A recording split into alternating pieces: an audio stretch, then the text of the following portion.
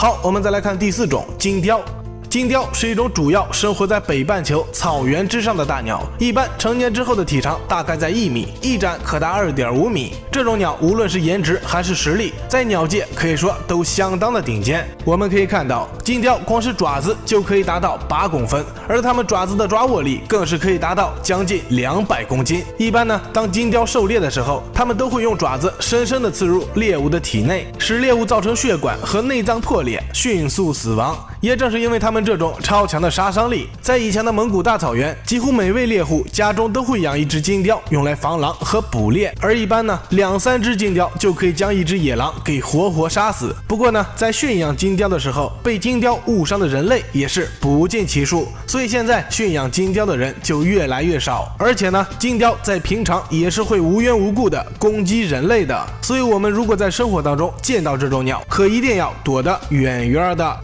好，我们再来看第5种黑头林菊翁。黑头林菊翁是一种生活在新几内亚的小鸟，但从外貌上来看，这家伙和普通的麻雀其实差不多，羽毛黑棕相间，体长在22公分左右，看上去是非常的不起眼。但是呢，这种鸟可是被称为世界第1毒鸟，它的毒性在整个自然界可都是排得上号的。那么它们身上的毒素呢，其实是一种蝙蝠毒素，这种毒素与南美洲毒性超强的箭毒蛙毒素相同，中毒者常都是通过触摸而直接传递的。而值得一说的就是，这种鸟的毒素呢，并不是它们自己制造的，而是通过长期进食毒虫而沉淀的。这些毒素一般都会沉积在它们的皮屑、皮肤和羽毛之中，会产生一种类似硫化物的气味。一般只要有生物碰到这种鸟，就会产生强烈的刺痛、麻木、流泪、打喷嚏和灼烧感，严重的甚至还会直接死亡。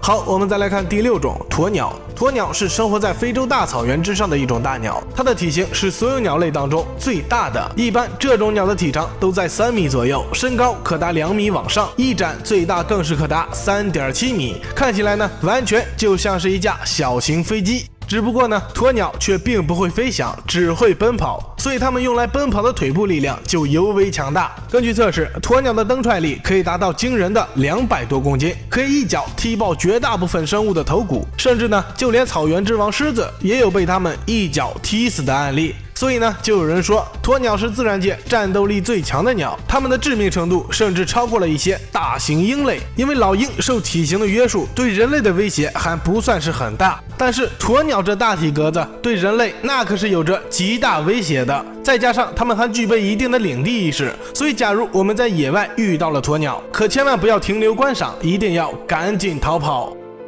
好，我们再来看第7种南方食火鸡。南方食火鸡又叫鹤鸵，被吉尼斯纪录称为世界上最危险的鸟。一般这种鸟都可以长到2米左右，体重可达58.5公斤。相传这种鸟的双脚力量是可以直接踢穿钢板的，如果对着人类发力的话，仅需一脚就可以让人类开膛破肚。当然，这可不是危言耸听。我们可以看到，南方食火鸡的脚趾长达12公分，并且都像匕首一样锋利，而它们腿部的肌肉又十分发达，可以轻松踢出200多公斤的力量，这就使得它们的杀伤力达到了一个顶峰的状态。在自然界，就算是皮糙肉厚的野猪，也很有可能会被它们一脚踢爆。而且这家伙在世界上伤人记录还特别多，其中比较出名的就是在2019年，有一位农民不幸摔倒，然后就受到了一只食火鸡的攻击。后来呢，这位农民即便是及时的送医，也由于伤势过重，最后不治身亡。